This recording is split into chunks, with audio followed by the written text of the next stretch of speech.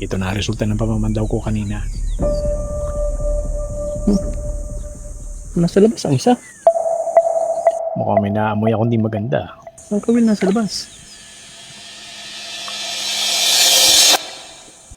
Dalawang kawilan nilagay ko rito. Isa.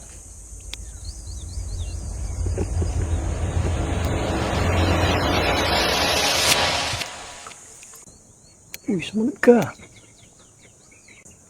Sumunod ka. Ano ba? Yun. Welcome to my office.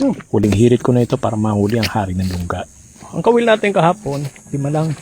Yung dalawa, yun nilagay ko doon sa butas. Doon. Tapos yung 3, naglagay ako dyan.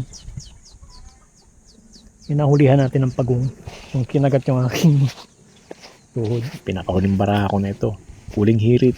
Pag hindi ko nahuli yung hari ng lungga, panalo na ang taga-Tayabas, Quezon. Kaya ka na. Unahin natin yun. 9.7 kilos ang nangunguna sa palisahan. Yung nahuli ko nung makalawa, 6.1 lang. Unang kawil doon, wala. Ito may dalawa ako dito. Inuna ko lang yung 3 kawil. Ihuli na natin yung 2 sa lungga. Pinagdikit ko lang ito isang pako, 2 kawil. Hinabaan ko yung isa, 5 di pa yata yan. Tapos yung isa, 2 di pa lang.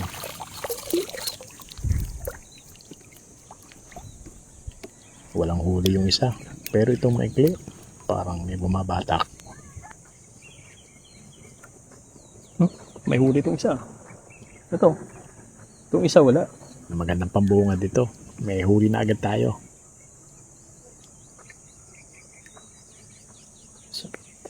Sinabit lang pero pakiramdam ko wala talaga yan. Ito lang ang isang may huli. Mamaya ka na. Unahin muna natin ito. Uy, sumunod ka. Sumunod ka. Ano ba?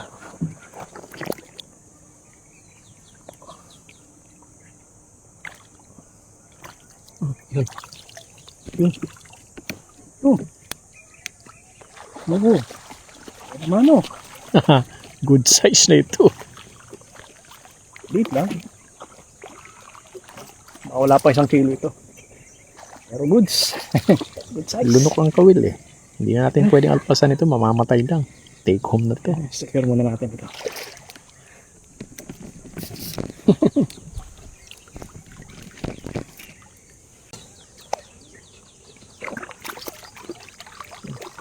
Lunok. Ang likot nito. Hindi ko na pinakita. Nilagay ko na sa net. Diretso na tayo. Isa pa na huli natin. Excited na talaga ako. Kung pwede ko lang liparin yung kabilang ilog, gagawin ko.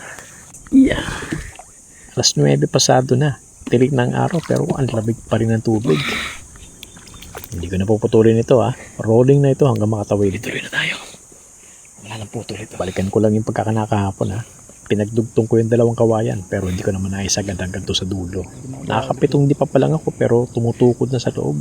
Medyo malambot din kasi kaya nahirapan ako itulak. Kulang kalahating oras na rin ako nakababad. Medyo dumidilim na kaya siguro pwede na. 2 kawil lahat yan. Yung unang pinasok ko, 7 di pa. Yung ikalawa, 4 mahigit lang. Make sure ko lang na rolling ito Okay. Minsan kasi kala ko naka-play na. Medyo malapit na tayo. Sinigurado ko lang na rolling yung camera. May mga pagkakataon kasi talaga nang hinayang ako.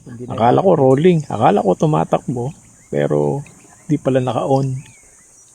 Eto na tayo. May huli kaya? Mukhang may sablay Natanong ko agad yung isang kawil nasa labas. Nasa labas ang isa. Isang kawil nasa labas. Imposibleng mangyari ito Kung may huli ito, lumabas na. Pero parang sabit lang Isa.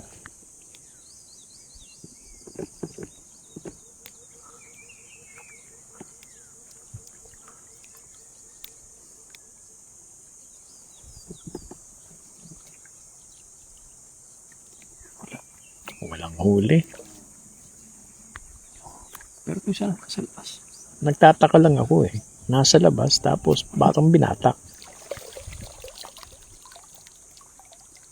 Walang huli itong isa. Ang haba nito. Yun, ubos din ang pamain.